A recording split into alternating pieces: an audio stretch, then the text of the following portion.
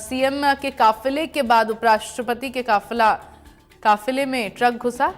कल दोनों ही हादसे हुए। एक ही दिन में 2 बार वीआईपी सुरक्षा में चूक हुई है। जयपुर से बड़ी खबर। सीएम के काफिले के बाद उपराष्ट्रपति के काफिले में ट्रक घुसा।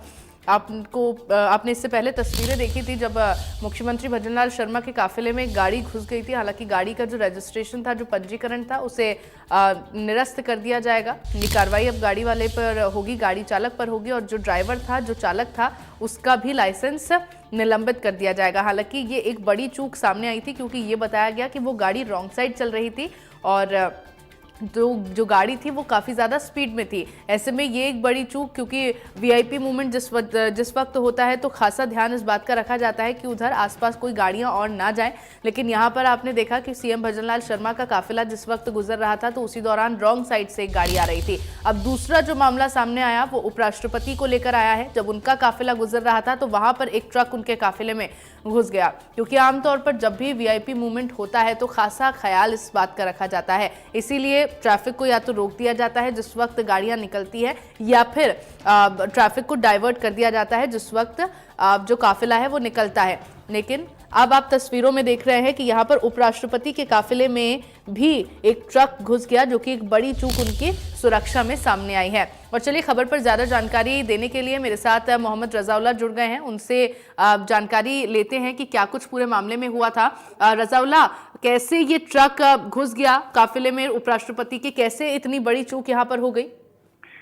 बिल्कुल, देखिए, कल शाम को तकरीबन 4:30 से 5 बजे के बीच का पूरा मामला है वो बताया जा रहा है, जहां पर उपराष्ट्रपति जो जगदीप धनखड़ है वो राजधानी जयपुर के दौरे पर रहे थे। एक कार्यक्रम में शिरकत करने के बाद वो यहाँ से रवाना हो रहे थे। इस दौरान ठीक उसी इलाके में, जगतपुरा इलाके में, जो उपराष्ट्रपति का जो काफिला है उस काफिले में एक ट्रक वो है घुस गया। हालांकि ट्रक थोड़ी देर बाद घुसा था, जब तक उपराष्ट्रपति की जो गाड़ी है वो आगे निकल चुकी थी।